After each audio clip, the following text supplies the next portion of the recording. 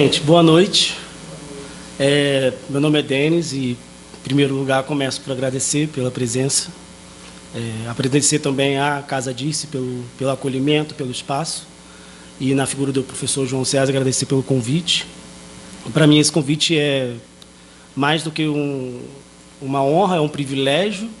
Principalmente como aluno de doutoramento, é excelente ter uma oportunidade de apresentar um trabalho que, na verdade, se trata de um work in progress e dialogar, sobretudo dialogar, porque eu creio que, inclusive, eu estou num momento da pesquisa em que contribuições são sempre bem-vindas, né?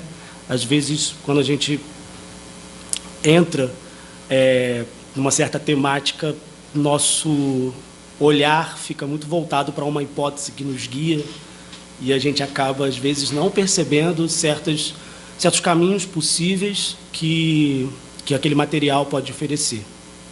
Bom, eu sou aluno de doutorado na Universidade de Lisboa, como eu disse, e no meu primeiro ano de doutorado eu entrei num projeto de pesquisa que é fundamental para essa temática que eu vou tratar aqui hoje. Esse projeto é um projeto supervisionado pela professora Ana Paula Tavares, que também é escritora angolana, e se chama Projeto Afrolab, Institucionalização, Circulação e Consagração das Literaturas Africanas de Língua Portuguesa. E, em resumo, o objetivo desse projeto é, a partir de um referencial teórico que lida com as ideias, por exemplo, da teoria do sistema mundo, questionar o processo de fabricação, e mais do que de fabricação, de circulação das literaturas africanas de língua portuguesa, procurando refletir sobre a centralidade de Portugal, e quando se diz Portugal, das instituições portuguesas, agentes baseados em Portugal, editoras portuguesas, iniciativas do Estado português, no processo de consagração dessas literaturas, ou seja, o chamado cânone das literaturas africanas de língua portuguesa, digamos, né, embora essas palavras nós sabemos que é bastante problemática, mas de que maneira isso se constrói. E até que ponto, apesar desses países serem já independentes há cerca de 50 anos, até que ponto Portugal ainda exerce algum tipo de influência na construção dessas literaturas. Esse é o objetivo do projeto. E o projeto consistiu em 3 frentes de trabalho que procuraram mapear a circulação dessas literaturas. Uma frente de trabalho procurou mapear a circulação delas no território português, no espaço literário português. Uma outra frente de trabalho procurou mapear a circulação dessas literaturas no chamado espaço em tradução, ou seja, traduzidas para outros idiomas europeus. Eu digo europeus porque nessa procura, nessa busca, não entra traduções, por exemplo, no Oriente, para o idioma japonês e chinês, embora a gente saiba que há algumas traduções, principalmente de Miyakoto, Agualusa. E uma terceira frente de trabalho, o projeto lidou com uma terminologia que é um pouco nova, que, traduzida para o português, chama afropeu. Uma terminologia que ficou bastante conhecida a partir do livro de um inglês chamado John Pitts, que trabalha com a questão da afrodescendência no território europeu. E aí, eu não trabalho muito diretamente com essa temática, mas posso dizer que o projeto procurou investigar, por exemplo, as figuras de autores como Calafia Palanga e Yara Monteiro. Em resumo, essa conceitualização do afro-europeu lida com a questão da descendência, da afrodescendência, em pessoas que, de alguma maneira, nascem no território africano, mas vão muito cedo e crescem e se constituem como intelectuais e como escritores dentro de instituições europeias. Um fenômeno que é diferente, nós sabemos, daquela primeira geração de autores africanos de língua portuguesa, muito ligados ao seu território, à sua ideia, à formação da sua ideia de nação, e etc. Esses primeiros 5 minutos não estavam nem previstos no meu guia.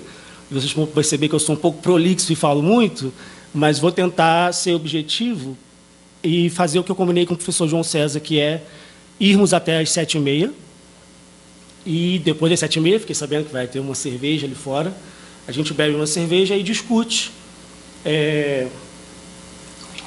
sobre esse assunto, ou sobre quaisquer outros que nos interessem.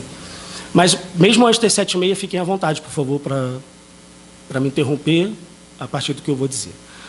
Como vocês sabem, são 2 encontros. Esse primeiro, nesse dia 3, e um segundo na semana que vem, no dia 8. Então, eu dividi a apresentação em 2 etapas. Uma etapa que é eminentemente teórica, que é a de hoje, e uma etapa que essa teoria vai nos servir para exercitar algumas reflexões sobre dados que eu vou trazer. E aí essa etapa é prática, digamos.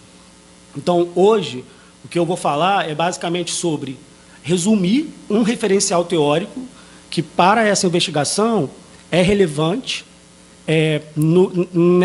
nesse exercício de reflexões sobre o processo de circulação das literaturas africanas de língua portuguesa. Então, espero não frustrá-los por, neste primeiro encontro, não falar exatamente sobre literaturas africanas de língua portuguesa, e sim sobre este referencial teórico. E qual é esse referencial teórico? É aqui que eu passo. Bom, em primeiro lugar, uma breve explicação sobre o que é o Sistema Mundo, uma nota brevíssima sobre a figura do Oliver Cox. Enfim, falarei sobre isso daqui a pouco. Sobre as conjecturas de Franco Moretti também. As teses do Paulo de Medeiros. O livro A República Mundial das Letras, da Pasquale Casanova. O livro do Coletivo de Pesquisa de Warwick, que aplica a teoria do desenvolvimento combinado e desigual de Trotsky aos estudos literários comparatistas, e o artigo dessa estudiosa, a Clé do Canu, que, traduzindo para o português, chama-se Como as Literaturas Africanas São Feitas. Eu vou terminar justamente com esse artigo, é como se fosse uma pausa para a aula da semana que vem, porque esse artigo, de certa forma, e aí demonstra que esse trabalho em curso não é necessariamente inovador. Ele, na verdade, é uma aplicação de uma pesquisa que já foi feita no contexto da língua francesa no continente africano e que não havia sido realizado no contexto da língua portuguesa. No contexto da língua francesa, foi feito pela Clé do Canu, e esse artigo dela é bastante esclarecedor nesse sentido. Então, muito brevemente, na aula 2, apenas para mencionar, vou fazer uma breve contextualização sobre as literaturas africanas de língua portuguesa, e aí apresentarei dados sobre as edições brasileiras, as edições de tradução e as edições de Portugal. Com esses dados, o que eu pretendo é fazer uma espécie de linha do tempo, ou seja, observar nessa triangulação entre o Brasil, o continente africano e o continente europeu, onde que a obra surge primeiro e para onde ela vai depois, e de que maneira a gente consegue observar certos paradigmas que se repetem, ou seja, antecipam uma coisa. Antecipo, por exemplo, a importância do capital simbólico de editoras como a Editorial Caminho no processo de consagração dessas literaturas. E, embora isso nos pareça, e seja, porque é muito sociológico e, aparentemente, esteja bastante distante dos estudos literários, eu discordo e penso que isso seja muito relevante para os estudos literários, porque é necessário atentar para a repetição desses paradigmas, inclusive porque, quando se percebe a existência desses paradigmas, a gente consegue questionar, por exemplo, o porquê o Onde Jacques é o autor residente no continente africano mais jovem a ser publicado, internacionalizado, traduzido para outros idiomas. A gente consegue entrar nesses questionamentos. Por exemplo, eu sei, aí a pessoa diz, não, mas depois do Jacques teve a Yara Monteiro, teve o Calafé Palanga. Sim, mas aí entra nessas outras discussões. A gente está falando de pessoas que estão, de fato, localizadas naquele território, né? Embora ele também seja bastante cosmopolita. Depois desses dados, eu vou também apresentar uma informação sobre a emissão dos SBNs, que eu acho também que é esclarecedora sobre esse papel da centralidade de Portugal, porque os SBNs desses países ainda são emitidos por Portugal, apesar de eles serem independentemente políticos.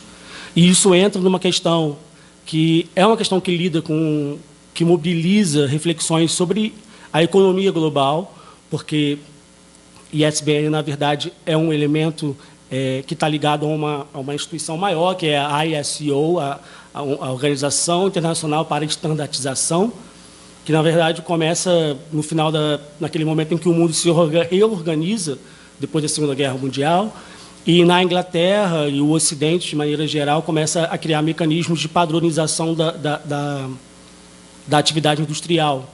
E essas padronizações elas estão em vigor até hoje e fazem com que certos países, por exemplo, que não fazem parte da ISO, não possam emitir os seus próprios ISBNs. ISBNs e também, por outro lado, embora o foco nos ISBNs, o mesmo vale para os ISSNs, que nós sabemos que é muito relevante no que diz respeito à produção científica, né? E aí a pergunta que fica como a pergunta que mobiliza toda essa série de reflexões e coleta de dados, que ainda seria Portugal, antigo centro do Império Colonial, o centro de consagração das literaturas africanas de língua portuguesa.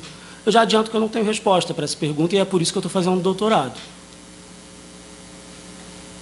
Que se eu tivesse, provavelmente essa tese não seria necessária.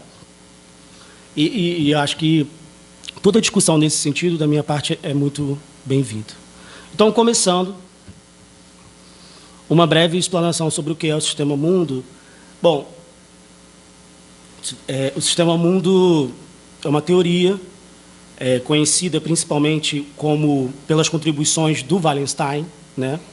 Mas que também teve contribuições do Braudel, do Giovanni Arghi e do Samir Amin, e que parte do pressuposto de que o mundo está dividido entre centro, periferia e semi-periferia. Basicamente, o mundo, a partir do capitalismo, se organiza, né? E o Wallenstein vai lá, mais ou menos no começo das chamadas grandes navegações, e o surgimento do comércio global, e demonstra que o comércio global faz com que o mundo, com o tempo, acabe se organizando em centros, periferias e semi-periferias. Isso tem a ver com a divisão internacional do trabalho, em que alguns países chamados subdesenvolvidos, e o Wallenstein nega a ideia de terceiro mundo, estão fadados a produzirem matérias-primas, a fornecerem matérias-primas, e a ter um trabalho, e a desenvolver trabalhos menos especializados, enquanto países centrais, com estas matérias-primas, se desenvolvem industrialmente e vendem para os países chamados subdesenvolvidos o resultado daquele trabalho especializado. Isso é uma teoria que ela surge e eu tenho muitas anotações sobre isso aqui, mas que eu realmente vou pular para que a gente possa ir até 7h30 e para que a gente possa se concentrar no que diz respeito exatamente aos estudos literários. Não acho que hoje seja relevante aprofundar, de fato, na teoria do Sistema Mundo, mais do que apenas isso. Pegar nessa teoria, saber que ela está pensando o mundo desta maneira. E o que é importante de pensar o mundo desta maneira é pensar que, na verdade, o subdesenvolvimento é uma condição do desenvolvimento. Ou seja, não existe um desenvolvimento em andamento, em que algumas nações subdesenvolvidas, como é o caso do Brasil, por exemplo, estejam a caminho de um desenvolvimento ideal que parte do mundo já alcançou. O subdesenvolvimento é uma condição para a existência do desenvolvimento. Eles partilham um mesmo sistema. E é este sistema que permite o desenvolvimento de certas partes do globo terrestre e que mantém e que realiza a manutenção do subdesenvolvimento de outras partes do continente. Uma coisa que eu esqueci de dizer, que talvez seja muito importante, inclusive para, de vez, evitar qualquer tipo de polêmica, é que essa é, naturalmente, uma pesquisa enquadrada por estudos marxistas e pós-marxistas, e que não é neutra. Assim, não existe nenhuma neutralidade nessa pesquisa. Também não existe nesses referenciais teóricos que eu vou apresentar. É óbvio que eles devem ser problematizados, questionados, inclusive negados, se for o caso. Mas o lugar de onde se parte não é um lugar neutro. No próximo slide, eu apenas menciono um teórico que eu acho muito relevante quando se fala de sistema-mundo e que é pouco mencionado, que é o Oliver Cox. A teoria do sistema-mundo ela é muito conhecida pela contribuição do Wallenstein, esse senhor aqui à direita, e com essa obra que ele publica em 3 volumes, a partir de 1974. Mas, na verdade, 10 anos antes, em 1964, o Oliver Cox, esse teórico da esquerda, escreveu Capitalism as a System, um livro que até hoje não foi traduzido para a língua portuguesa. E em Capitalism as a System, o Oliver Cox cria a teoria do sistema-mundo, que o Wallenstein depois vai utilizar. A diferença é que o Wallenstein não considera o aspecto racial como central nessa questão, enquanto o Oliver Cox considera. Então, essa é a diferença fundamental entre a teorização do sistema-mundo do Wallenstein para a do Oliver Cox. O Wallenstein também está pensando em situações criadas pela experiência colonial, o Oliver Cox também, mas para o Oliver Cox é fundamental o centro da experiência colonial e que cria essa organização do sistema-mundo é a questão racial, né? Então, pronto, agora vamos falar de estudos literários.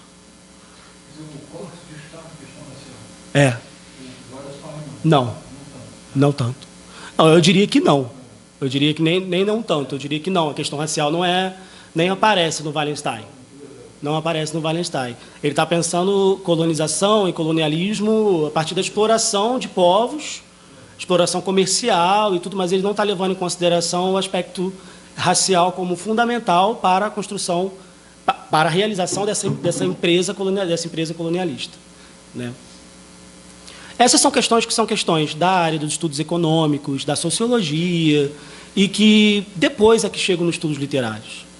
E o que eu vou trazer aqui, a partir de agora, são alguns teóricos que importaram essas questões para a área da literatura. A primeira vez, digamos assim, que aparece no mundo a ideia de uma literatura mundial é primeiro com Goethe, nas cartas muito conhecidas, e depois no Manifesto do Partido Comunista, ambos no mesmo século. O Goethe escreve que a literatura nacional hoje já não significa grande coisa, é chegada a época da literatura mundial, e todos devem trabalhar no sentido de apressá-la.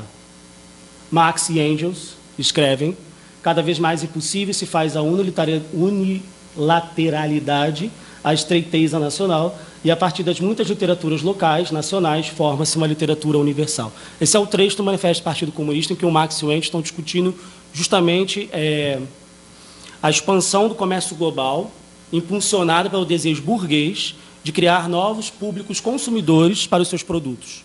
E aí, basicamente, nessa citação muito conhecida, em que eles fazem menção à literatura, o que eles estão falando é que, da mesma maneira que o milho, que tudo se torna um produto, e que para todo produto se busca ampliar o público consumidor, também com a literatura o mesmo aconteceria. Isso tem uma implicação que é uma implicação ambígua.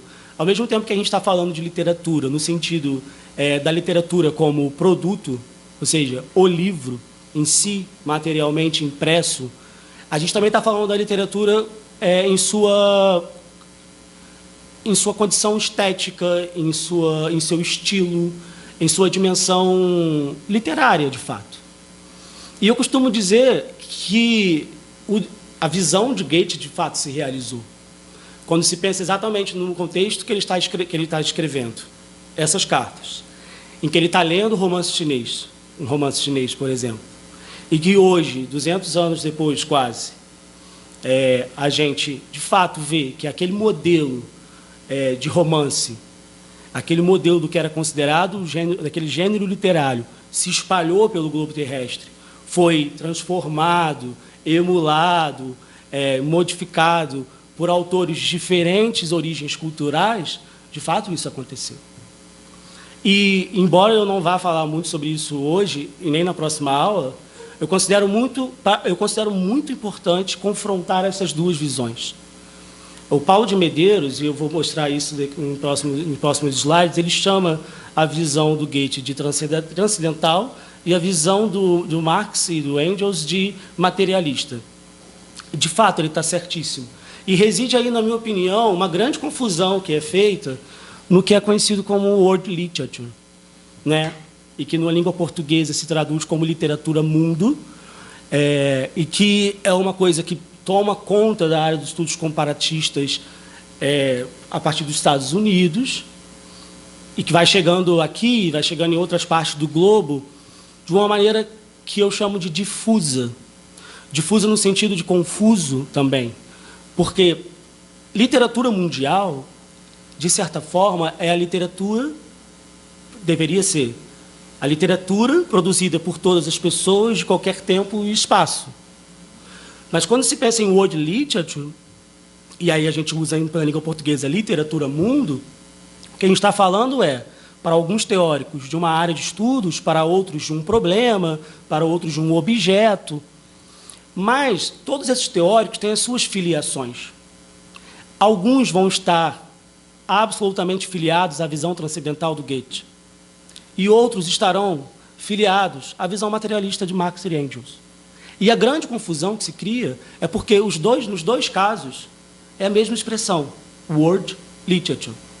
Então a gente é como se nós usássemos o mesmo nome para dois objetos que são completamente diferentes. Completamente diferentes. Em resumo, um está mais preocupado no alargamento de um cânone já existente. E esse cânone está sempre muito fundamentado no aspecto do poder da língua, né? Então, o cânone da língua portuguesa, por exemplo, ou o cânone da língua inglesa, em que se vai ali incluindo outros autores. Essa é a parte transcendental. A parte materialista está mais preocupada em pensar em como a literatura circula no mundo dentro desse sistema mundial capitalista, né? E aí a gente chega nesses trabalhos que são seminais, que são os trabalhos do Franco Moretti, além de seminais também bastante polêmicos, que é o Conjectures on World Literature e More Conjectures, né? Um de 2000, o outro de 2003. Ele vai falar logo no começo do ensaio dele que a literatura comparada não sobreviveu a esse esboço. Esboços são essas declarações no Manifesto do Partido Comunista e as das cartas do Goethe. Então, ela não sobreviveu a essa ideia de uma literatura universal, né? Weltliteratur, como eles escrevem em alemão. Ele diz que ela tem sido uma empreitada intelectualmente mais modesta, limitada fundamentalmente à Europa Ocidental e, na maioria das vezes, girando em torno do Rio Reno.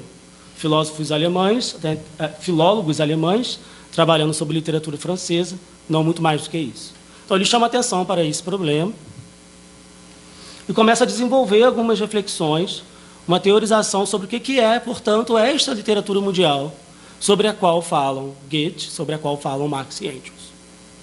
Ele diz que não é um objeto, que é um problema, e um problema que reclama um novo método crítico. E ele diz que ninguém terá achado um método simplesmente por ler mais textos. Não é assim que as teorias vêm à luz, elas precisam de um salto, de uma aposta, de uma hipótese para se porem em movimento. E aí ele vai propor a metodologia que vem a ser polêmica, que é o distant reading, né? A leitura distante. E propõe essa metodologia de trabalho tomando emprestado a hipótese inicial da Escola do Sistema Mundo da História Econômica. Por isso eu comecei lá fazendo um preâmbulo muito rápido sobre o que é o Sistema Mundo, porque ele vai ser fundamental para essa proposta do Franco Moretti, que, por consequente, vai ser fundamental para outras propostas que vão chegar nos estudos pós-coloniais e que, chegando nos estudos pós-coloniais, vão chegar também nos estudos literários.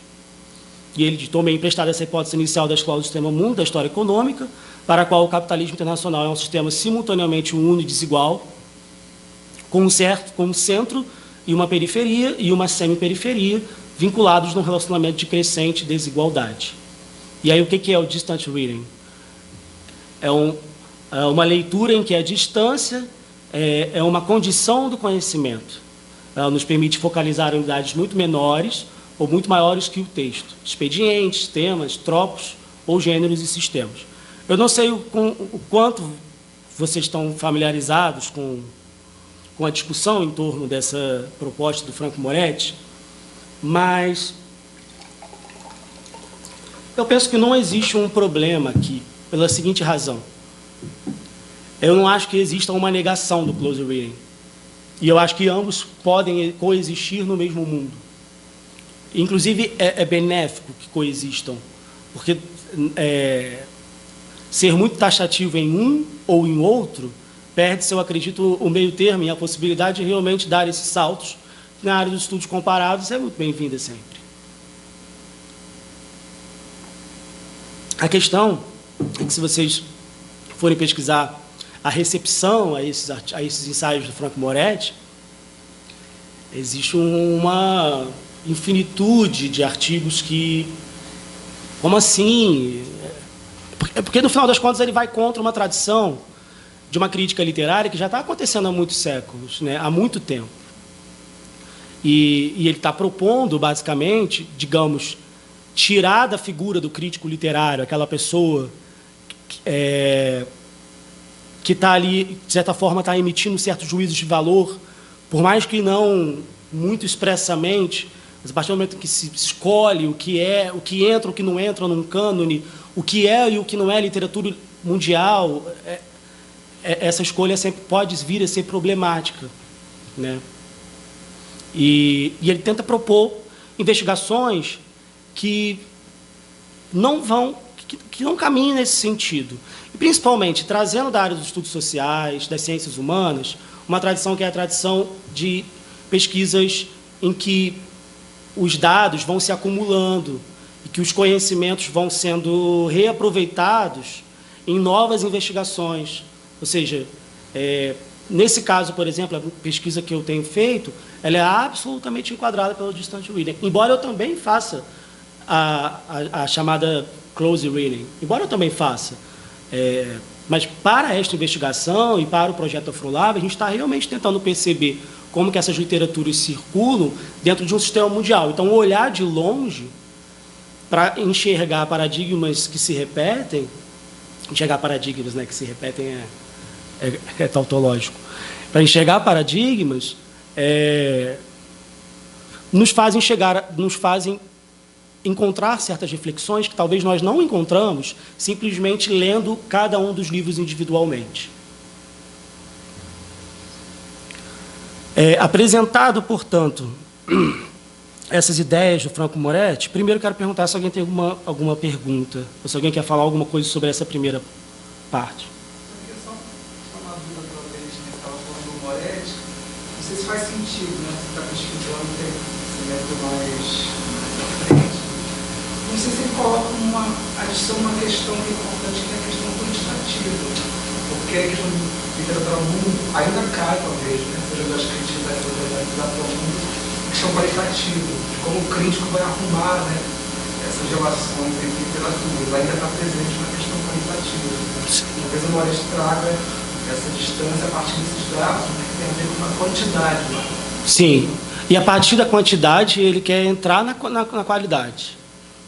Ele quer entrar na qualidade também.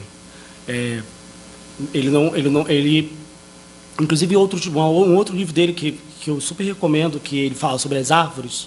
Até aqui, nesse ensaio, ele fala também, né, sobre...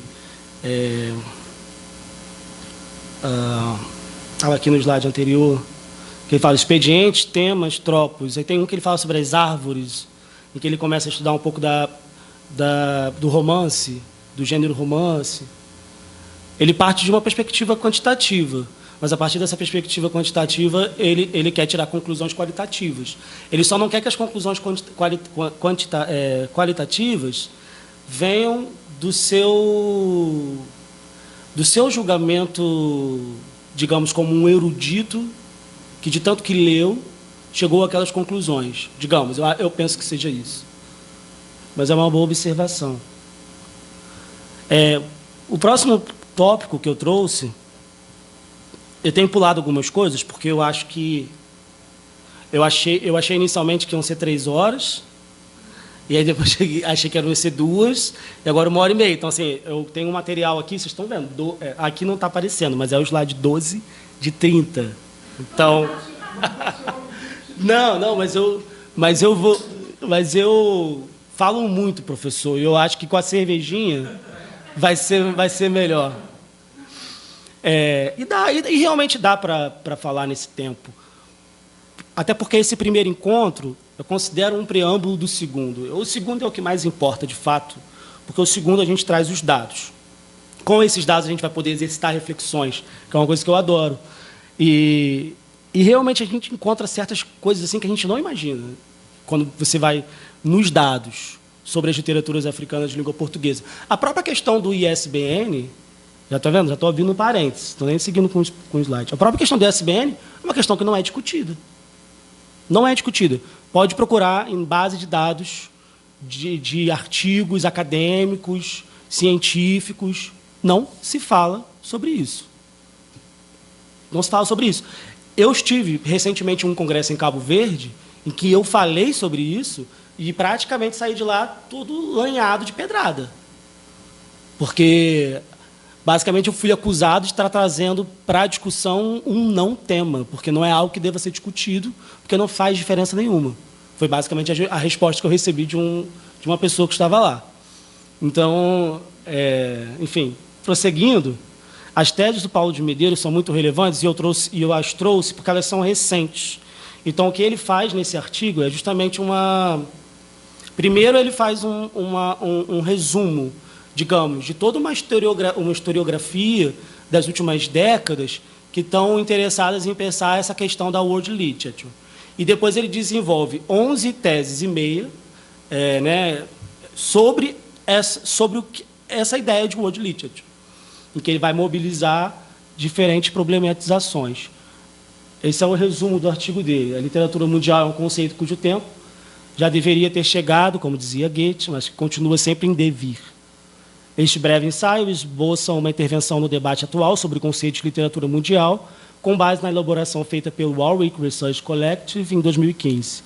Assim, baseia-se na teoria do sistema mundo de Wallenstein, que adota para o campo literário com referência ao trabalho de Moretti. A definição básica de literatura mundial aqui proposta, portanto, difere radicalmente de outras perspectivas ao concentrar-se na literatura do sistema capitalista moderno. Num foco mais concentrado ainda, este ensaio propõe que o estudo da literatura mundial seja visto como uma forma de resistência num questionamento crítico da imaginação do centro. Vocês podem perceber que, inclusive, a expressão literatura mundial nesse ensaio ela está escrita com hífen.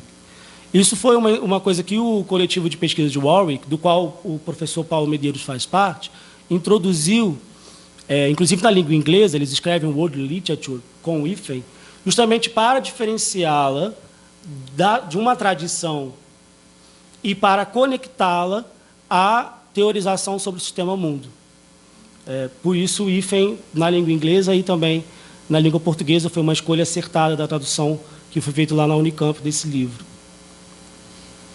Aqui ele fala sobre essa diferença dos dois pronunciamentos, o do Goethe e o do Marx, sobre a qual eu falei brevemente. E é aquilo, Goethe é transcendental porque ele tem em mente um grupo restrito de gênios como ele, num panteão claramente idealista e assente numa visão que se pode classificar como transcendental.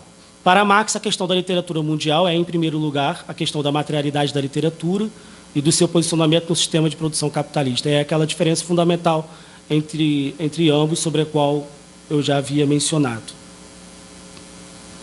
Aqui ele apresenta, por exemplo, um trabalho que é também seminal, do David Damrosch, que é o que é o Literatura Mundo, de 2003, que é geralmente citado como centro de uma longa discussão. De fato, é o centro de uma longa discussão. E aí ele diz que, entretanto, convém notar que o debate sobre literatura mundial deve muito a 2 ensaios de Franco Moretti, que assinalam um diálogo que viria a repercutir-se em muitos outros locais que continuam a ter grande interesse hoje em dia, mas não seja por se basear inicialmente na teoria de Wallenstein sobre o sistema mundial moderno. avancei bem rapidamente nessas partes. Agora a gente começa a chegar realmente no que interessa. Dentro desse trabalho que o Paulo de Medeiros faz no começo do ensaio dele, ao fazer uma espécie de síntese dessa historiografia, ele passa, portanto, por esses trabalhos como o do Damrosch, e não se atém muito nessa categoria de trabalho, justamente porque ele está mais interessado em dialogar com os trabalhos em que ele está ali declaradamente se filiando, e principalmente esse do coletivo de pesquisa de Warwick. Mas, embora ele problematize o trabalho da Pascale Casanova, A República Mundial das Letras, que está traduzido para a língua portuguesa, inclusive foi traduzido 2 anos depois da publicação original francesa. Ele fala sobre que a perspectiva dela é fundamentalmente ocidental, e diria mais ainda, pois, embora o seu livro tenha relevo e erudição, é como se tudo tivesse de passar por um filtro não só ocidental como parisiense. Nesse ponto, eu não sei se eu concordo tanto com o professor Paulo de Medeiros, mas concordo que se deva questionar o trabalho da Casanova nesse sentido. Mas, ao mesmo tempo, eu acho que o trabalho dela é muito relevante por propor, de uma maneira inovadora, a ideia de um espaço literário mundial, né? E ela também traz, eu vou falar sobre isso daqui a pouco, a ideia do meridiano de Greenwich literário. Isso é muito interessante, vai ser muito importante para a gente pensar essa questão de centro, periferia e semi-periferia nas literaturas, sabe? Sobre o coletivo de pesquisa de Warwick, ele fala sobre essa perspectiva que é radicalmente diferente do conceito de literatura mundial. Na base teórica dessas formulações estão a teoria do desenvolvimento combinado desigual de Trotsky, a teoria do sistema mundial de Wallenstein e os ensaios preliminares de Franco Moretti, também baseados, em parte, nas mesmas premissas teóricas. Esse é o resumo dele. Sobre esses 2 livros, eu vou falar no final da apresentação. Antes, eu destaquei algumas dessas teses do Paulo de Medeiros, que eu acho que são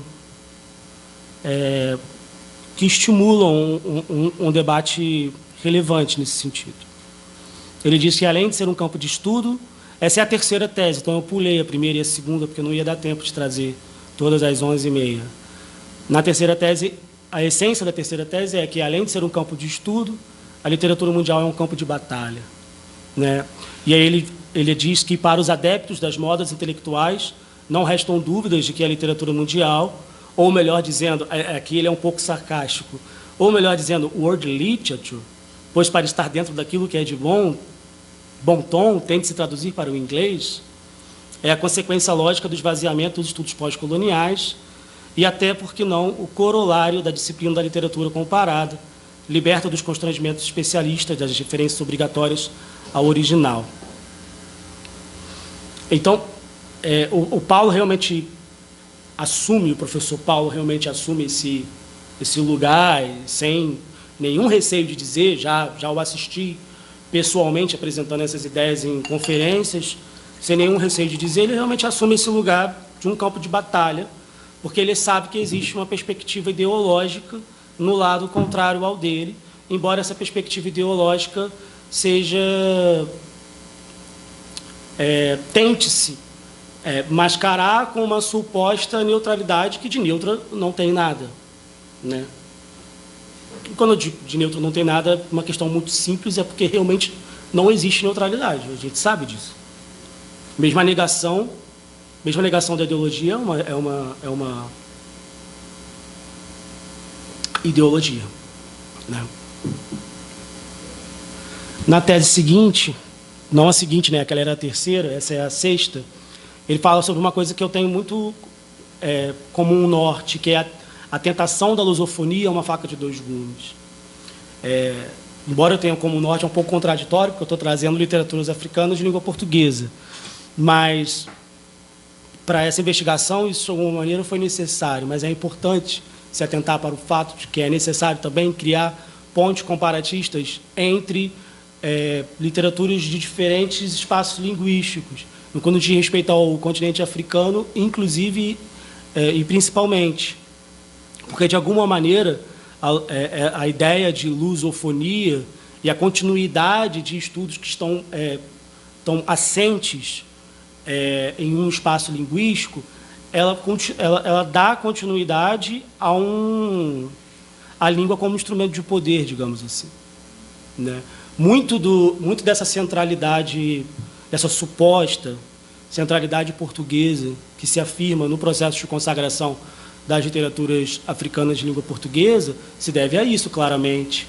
E a criação de iniciativas pós-coloniais que surgem depois das independências, a partir da década de 70 e principalmente da de 80, que vão ter a língua como um elemento central na troca econômica, diplomática e cultural entre esses países. Eu faço referência, por exemplo, à CPLP, né, a Comunidade dos Países de Língua Portuguesa, que é uma espécie de Commonwealth da língua portuguesa, a iniciativa de criação do Prêmio Camões.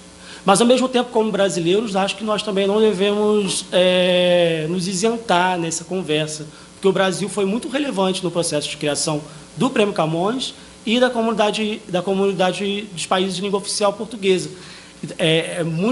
Como brasileiros, inclusive, temos a obrigação de nos problematizar, porque o Brasil, naquele contexto, e inclusive tem uma tese recente de um doutorado, de um doutor agora da USP, muito interessante, em que ele avalia, ele estuda a criação dessas iniciativas pós-coloniais. E ele faz tanto do lado português como do lado brasileiro, assim, as pessoas que estiveram por trás e os interesses. De alguma maneira,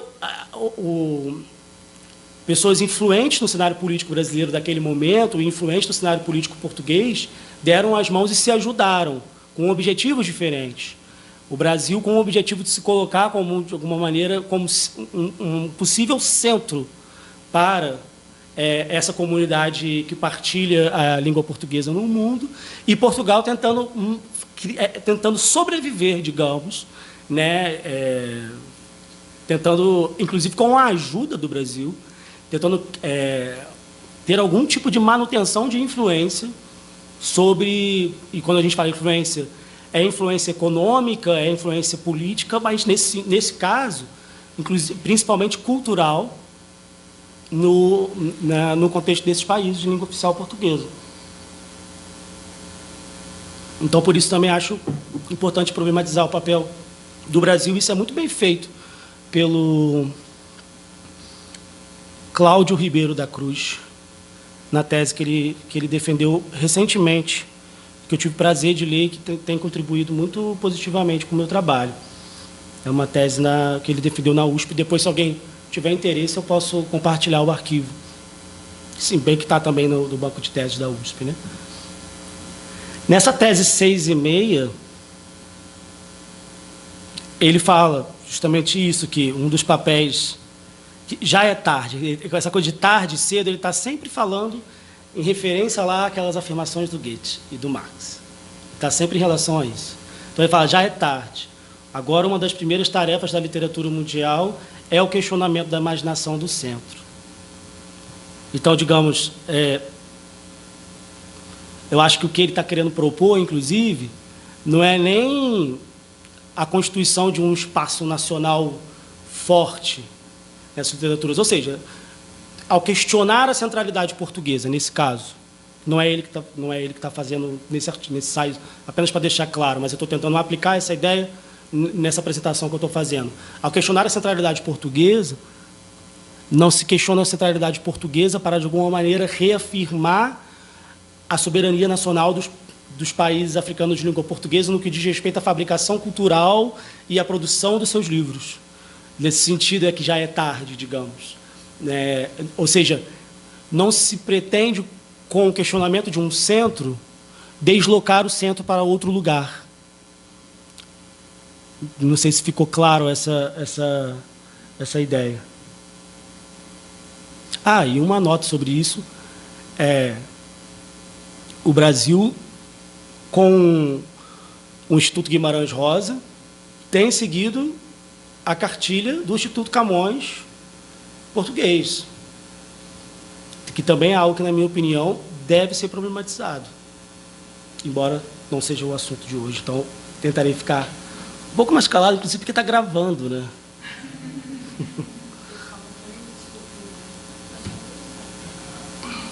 Exatamente. Olha, eu adiantei, de certa forma, a tese 7ª do ensaio do Paulo Medeiros, que é o equívoco pensar que a literatura mundial seria o oposto das literaturas nacionais.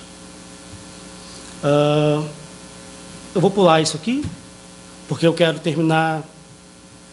Nessas teses, em algum momento, ele discute o fato concreto, porque uma questão do Denver, acho que é interessante, que é a circulação do critério. Sim. Porque isso permite, obviamente, fugir das questões impossíveis de avaliação de valores estéticos de obras distintas. Mas o Denver usa a circulação como um critério que é bastante ingênuo. Sim.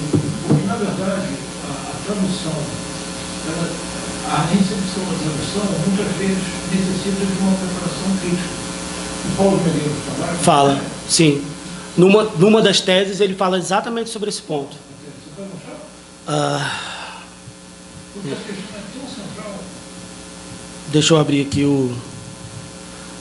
não está aparecendo ali o meu, né? Depois você manda pra gente. Manda Tá. pro Felipe. Mando. Manda. Ele fala, justamente, o ponto do Denbrough, que é justamente criticado, é esse. Ter o elemento de circulação como fundamental para considerar aquele corpo como parte do que é chamado World Literature ou literatura mundial. Né? Quer dizer, é uma condição sine qua non. Porque... Se não circula, não pode ser World Literature. Mas não é a condição mais importante. A condição mais importante é a criação de um horizonte favorável à recepção. Sim. Então, um pouco importa se essa economia vai ler. Sim. Sim. E tem muita coisa envolvida, né, professor, no que diz respeito à tradução. E há estudos que demonstram isso. Por exemplo, tem um artigo do Marco Bucaione voltado para o espaço da língua portuguesa, que chama Quem constrói o cânone internacional das literaturas africanas de língua portuguesa, circulação e tradução, assimetrias norte e sul. E nesse artigo ele mapeia as traduções.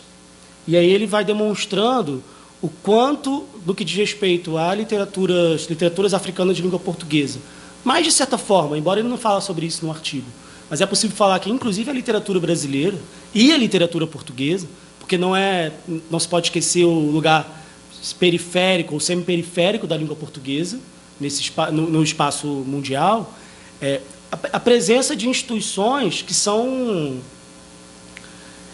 pontuais para que os livros sejam internacionalizados.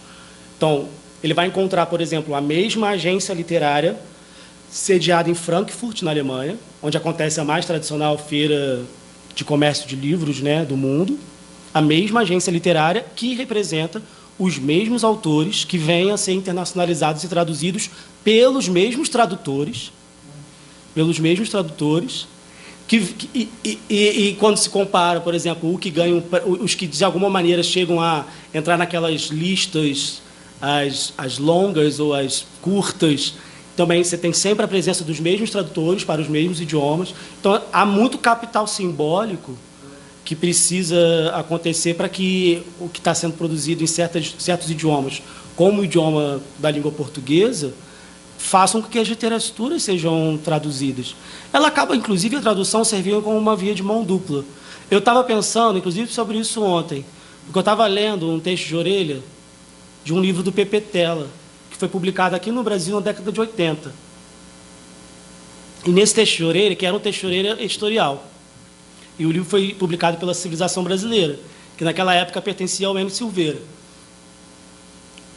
Nesse texto, ele conclui o texto de orelha dizendo que o Pepe Tela é hoje o mais proeminente escritor da língua portuguesa cotado para vencer o Prêmio Nobel de Literatura.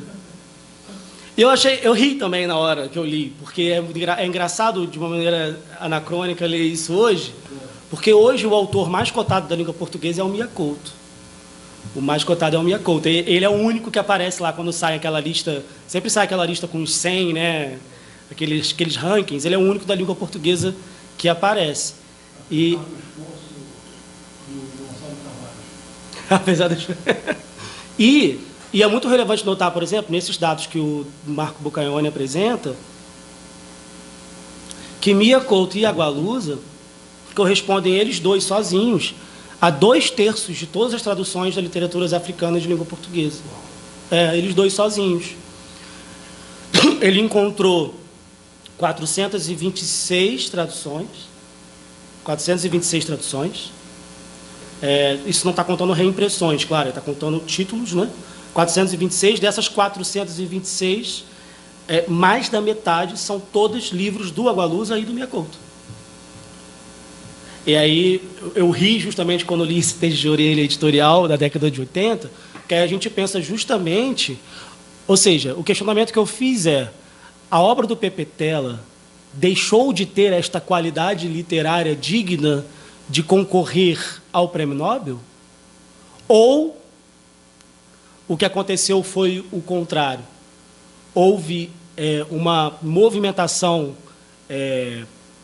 e uma circulação, nesse caso, inclusive, na perspectiva do Damrosch, da obra do Mia Couto, que vence um prêmio literário no continente africano e que é publicado pela Editorial Caminho.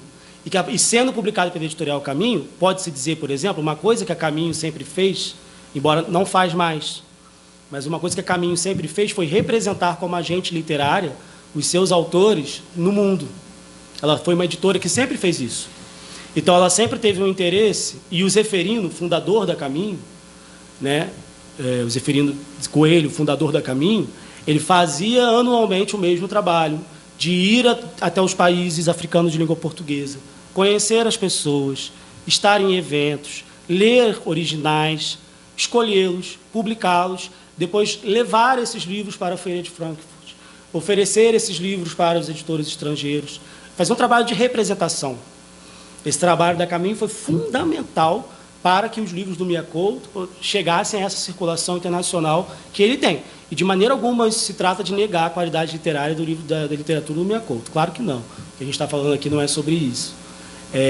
Mas, sim, voltando, o Paulo Medeiros fala, sim, sobre essa questão do Damrosch. Inclusive, quando fala, ele cita, inclusive, os trabalhos indiretamente. Ele não cita referenciando diretamente, mas o trabalho da professora Helena Buesco e professora Inocência Mata, que fizeram na língua portuguesa uma coisa que está muito na linha dos trabalhos do Damrosch, que é a organização de uma coletânea, que é a Literatura Mundo, Perspectivas em Português, que, de certa forma, aquilo pretende alargar um cânone da língua portuguesa, trazendo para aquela reunião de textos autores que até então não estavam ali circulando com a centralidade de outros autores, principalmente brasileiros e portugueses até então. A Pasquale Casanova, com a República Mundial das Letras, eu considero que um pensamento central para o trabalho dela é esse, que está aí no slide. Essa é uma citação, eu até fiz questão de mostrar que é uma citação que está no trabalho da Casanova, porque esse diálogo dela com Valéry Laborde é muito relevante para a construção do pensamento dela. Ele diz que existe uma grande diferença entre o mapa político e o mapa intelectual do mundo. O primeiro muda de aspecto a cada 50 anos, está coberto de divisões arbitrárias e incertas, e seus centros preponderantes são muito móveis. Ao contrário, o mapa intelectual modifica-se lentamente e suas fronteiras apresentam grande estabilidade. Eu acho que essa citação ela não poderia se aplicar melhor do que ao contexto da língua portuguesa, nesse caso. Porque realmente nós estamos vivendo agora os 50 anos das independências, os 50 anos da Revolução dos Cravos e, por consequência, os 50 anos... Na verdade, o contrário, né? A independência dos países africanos e, por consequência, a Revolução dos Cravos. Que é algo que também precisa ser dito, é que aquilo foi construído, não foi pelos capitães de Maio, não. Aquilo foi construído principalmente depois de muitos anos perdendo a guerra colonial contra os movimentos de libertação no continente africano. Então, essa citação não poderia se enquadrar melhor do que no contexto da língua portuguesa. A gente tem um mapa político que se transforma, que se transformou ao longo desses últimos anos. Ninguém pode negar que os países africanos de língua portuguesa se tornaram, de fato, independentes, e Estados-nações independentes de Portugal. Mas, quando a gente fala de mapa intelectual, e claro que a gente não está falando sobre intelectualidade no sentido da essência do que é pensamento, a gente está falando no sentido, nesse caso, publicação da literatura, por exemplo, ela está claramente... vou evitar esboçar uma resposta para aquela pergunta, mas é inegável que as instituições portuguesas fazem parte do processo de circulação dessas literaturas, por várias razões, o que também não se trata aqui de apontar dedos e dizer que não devia ser assim. Trata-se apenas de refletir sobre a constatação de uma realidade que existe. E apenas isso, né?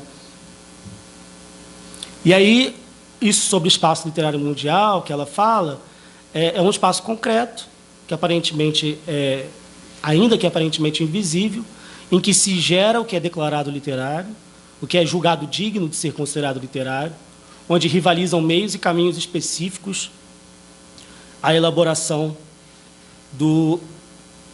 da arte literária. E ela continua, ela defende que esse espaço seria regido por relações de força implícitas, veladas, mas fortes o suficiente para serem capazes de comandar a forma e a circulação dos textos publicados no mundo. Tal espaço seria formado por uma capital, com províncias e confins, ou capitais, né, com províncias e confins, onde as línguas seriam instrumentos de poder. Isso eu estou citando não, entre aspas, mas referenciando um pensamento da Casa Nová.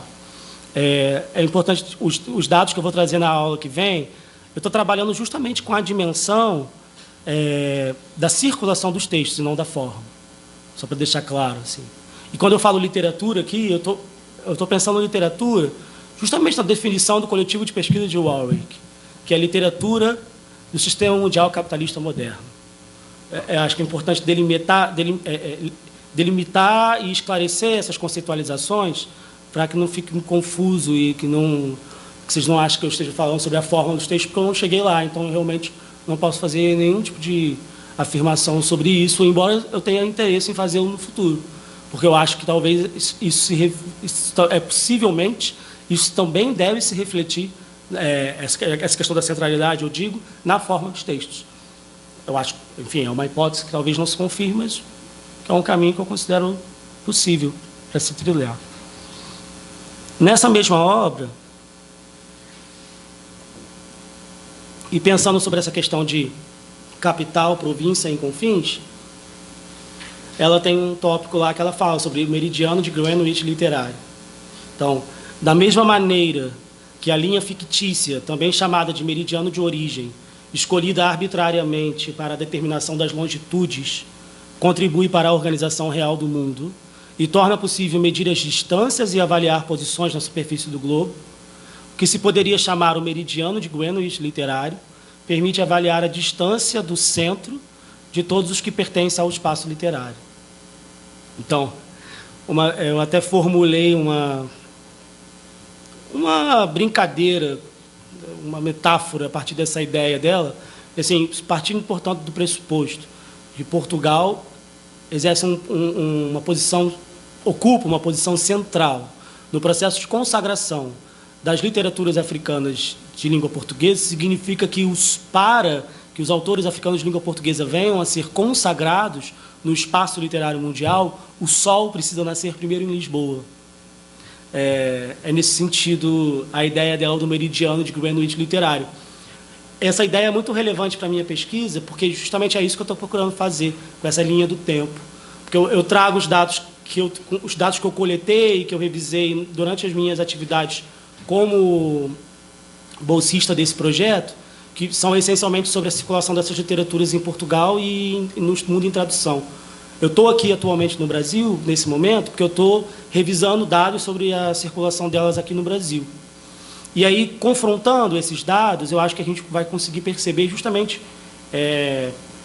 esses paradigmas e o quanto certas repetições deixam algumas possibilidades de problematizações, no mínimo problematizações, sobre essa centralidade. E veja bem, isso é importante se dizer. Questionar essa centralidade, eu penso que não é importante para discutir o passado, tá? Eu penso que é importante para falar sobre o futuro.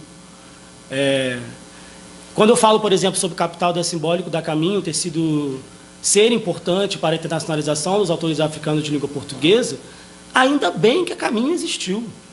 E, graças a Deus, ela foi liderada pelo Zeferino Coelho, um quadro do Partido Comunista Português. Ainda bem. Que, inclusive, revelou o Saramago. O Saramago foi publicado, primeiramente, pela Caminho. Longe de mim tecer críticas negativas ao exercício e à detenção de capital simbólico que a Caminho construiu ao longo dessas décadas. Muito pelo contrário. Chamar a atenção para essa problematização, ela serve justamente para falar sobre o presente apontando para o futuro. Ou seja, o Zeferino Coelho, que exerceu esse papel fundamental, ele já está prestes a se aposentar. E a Caminho, já há mais de 15 anos, foi comprado por um grande grupo. E, na verdade, em Portugal, o que aconteceu foi uma grande monopolização do mercado editorial, que hoje é dominado por 2 grandes grupos. E aí eu me lembro, por exemplo, de um pensamento do Pierre Bourdieu, que num artigo dele que chama Uma Revolução Conservadora na Edição, em que ele fala sobre a necessidade de se escapar do fatalismo. E ele diz que o que é o fatalismo? Através de tudo que acontece no mundo de edição, as grandes forças econômicas. Ou seja, escapar do fatalismo é justamente buscar, ele diz isso, a explicação estrutural do porquê isso acontece. Porque é buscando a explicação estrutural do porquê isso acontece que é possível expor o problema para apontar novas possibilidades. No caso da língua portuguesa, por exemplo, uma coisa que eu considero fulcral nesse caso é justamente perceber o quanto se diminuiu a revelação de autores, de novos autores africanos de língua portuguesa, a partir do momento que a Caminho e Dom Quixote são adquiridas por um grande grupo editorial. E seu norte editorial claramente se modifica naquele momento. É importante, porque se a gente consegue demonstrar que elas tiveram um papel relevante no passado, é justamente para mostrar que existe uma ausência que agora precisa ser suprida. Porque não é possível que, depois de Dom Djac, não teve ninguém no território angolano produzindo uma literatura digna de ser publicada por uma grande editora portuguesa e traduzida para idiomas como Dom Djac foi. Não é possível. Nos últimos 25 anos, não existiu. E aí o papel do Brasil é, inclusive, relevante, porque a gente consegue perceber que, com a atuação de iniciativas que no Brasil surgem a partir da criação da Lei 10.639, de 2003, a gente começa aqui a andar de pé sem Portugal. É a partir da criação dessa lei. Porque o Brasil, até então e até pouco tempo, só publicava autores de língua portuguesa nascidos no continente africano que tivessem sido antes publicados em Portugal. Essa comparação é fácil de ser feita. A partir, por exemplo, de iniciativas como a da editora Capulana, que começam a surgir aqui no Brasil autores que não estão nem publicados em Portugal e não estão nem traduzidos para nenhum outro idioma. E também não estão publicados sequer em Moçambique ou em Angola. No caso da Capulana, é principalmente Moçambique. É por isso até que eu não gosto de falar que a Capulana é uma editora de literaturas africanas de língua portuguesa, e sim uma editora principalmente de literatura moçambicana, que o catálogo dela é muito voltado para a literatura de Moçambique. Enfim, o exercício desse capital simbólico do passado, era isso que eu queria pontuar, ele demonstra, ele chama a atenção justamente para a sua ausência hoje, eu acho, que é o que eu considero mais problemático nesse sentido. E aí, apenas para realmente pincelar isso, uma tendência que começa nos Estados Unidos e que também chega ao continente europeu, e que também está presente no Brasil, mais até do que no continente europeu, que é confundir afrodescendência com africanidade. Ou seja,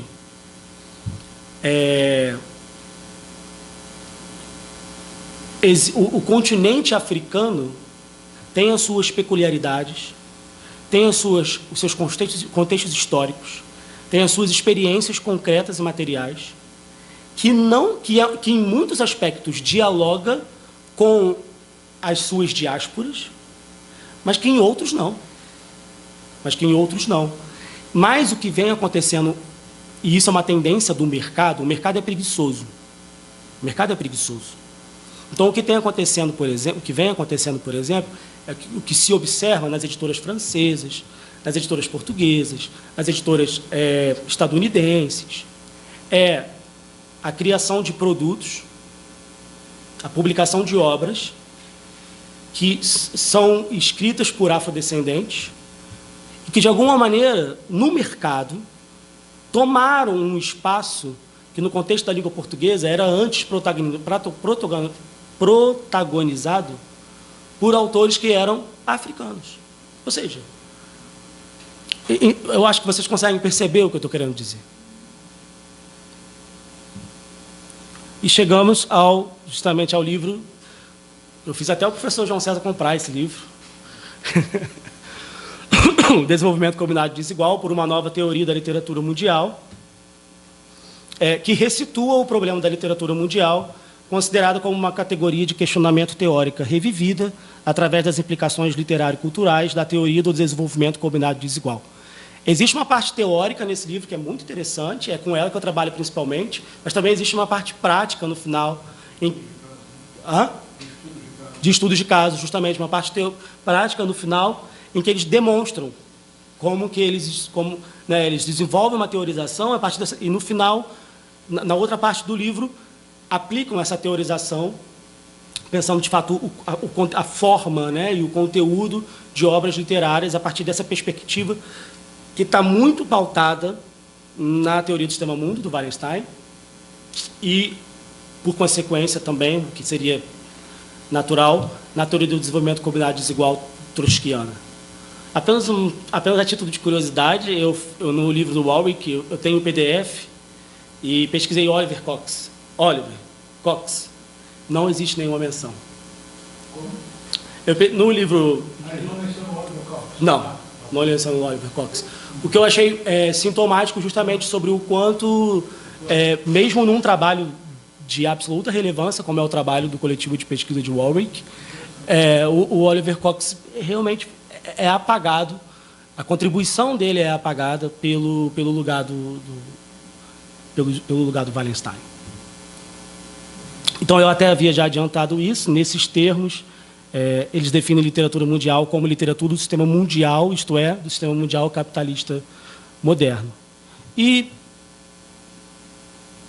por fim, eu chego a esse artigo, que inclusive está nessa obra que eu recomendo bastante, do Helgenson, editada pelo Helgenson, esse artigo da Cléa do Canu, que é como as literaturas africanas são feitas, o caso dos autores da África francófona subsaariana. Aí o que ela vai demonstrar nesse livro é que, basicamente, essa é a essência do que se pode extrair do trabalho nesse artigo, não desse livro, desse artigo. Hoje em dia, as instituições publicam e valorizam a literatura africana, incluindo editoras, festivais culturais e prêmios literários, continuam localizados em diferentes países e continentes, em parte devido ao domínio pós-colonial dos seus escritores na República Mundial das Letras. Então, ela está falando de República Mundial das Letras, invocando, portanto, o trabalho da Pascale Casanova, que invoca o trabalho do Franco Moretti, que invoca o trabalho do Wallenstein, sobre o qual o Paulo de Medeiros problematiza, e por isso eu fiz esse caminho com estes autores, justamente para chegar neste trabalho, em que, basicamente, em resumo, o que a do Canu demonstra é que agentes literários, editoras, iniciativas de fomento criadas pelo Estado, práticas de soft power do Estado francês, são fundamentais no processo de consagração e circulação dos autores africanos, subsaarianos de língua francesa. Até uma coisa interessante de se perceber, inclusive, nesse sentido, sobre a questão dos ISBNs, é que, na mesma maneira que Portugal emite os ISBNs das suas ex-colônias no continente africano, a França também emite os ISBNs das suas ex-colônias no continente africano. Eu vou falar sobre isso na aula que vem. E no caso francês, é interessante que a agência deles não chama Agência Nacional Francesa ou Agência do ISBN da França, chama Agência Francófona do ISBN. E eles continuam emitindo os ISBNs desses países. Então, é isso que a Ducanú demonstra no trabalho dela, que existem instituições e existe o que ela chama de domínio pós-colonial dos escritores, ou seja, através da língua como um instrumento de poder, que não se pode negar na República Mundial das Letras, observada pela Casa Nová. De alguma maneira, instituições pós-coloniais mantiveram sobre o domínio das antigas metrópoles coloniais o processo de consagração dos autores daqueles países. É isso que ela demonstra. Esse trabalho dela inspira o trabalho vem a inspirar o trabalho do Projeto Afrolab, que eu mencionei aqui no começo, e que, por consequência, inspira o meu trabalho também. Nesse caso, eu interessado em observar se a mesma coisa ocorre no contexto da língua portuguesa no continente africano.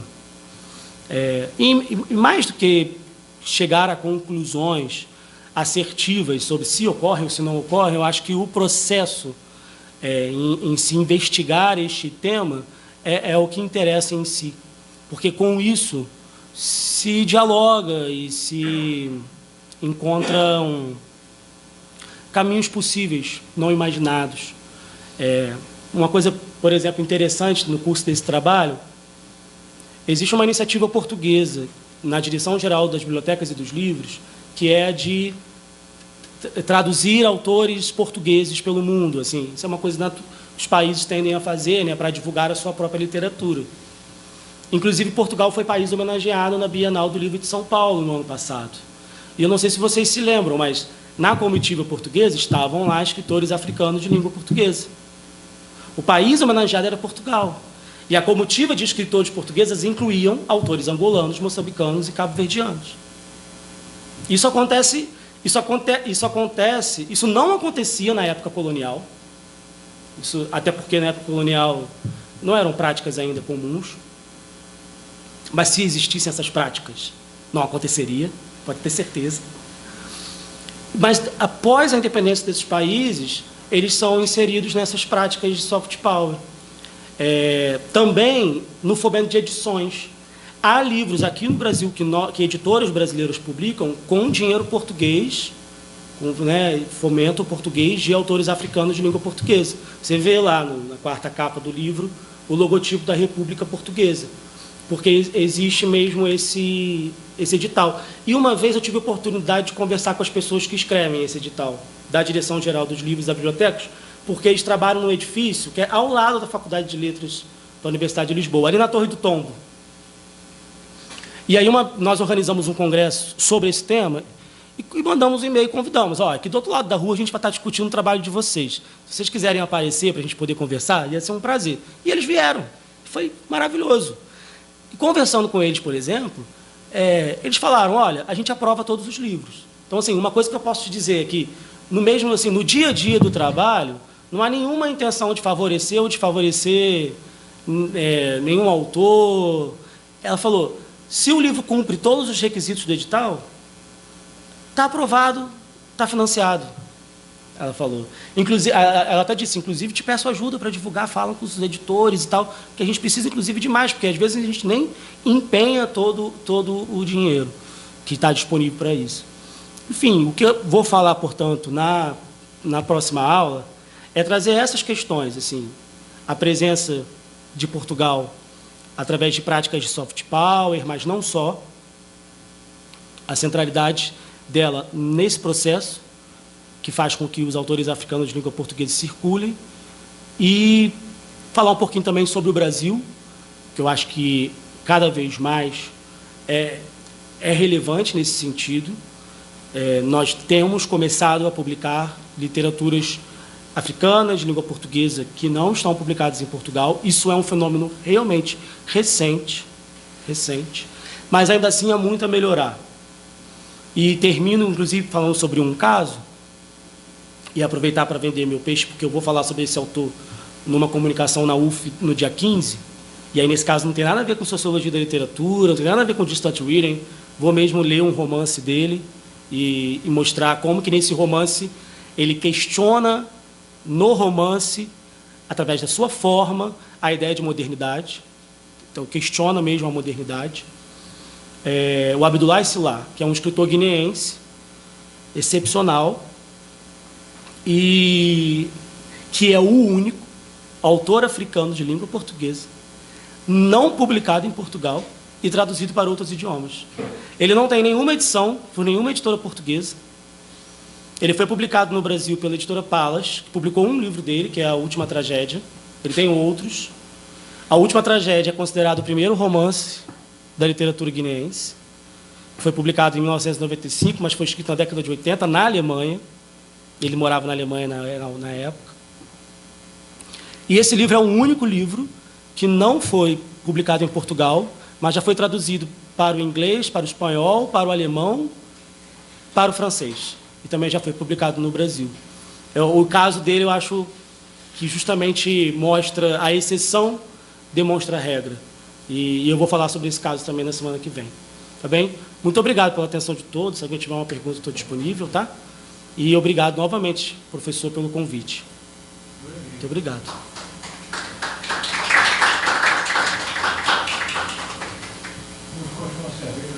Conversa com uma cerveja.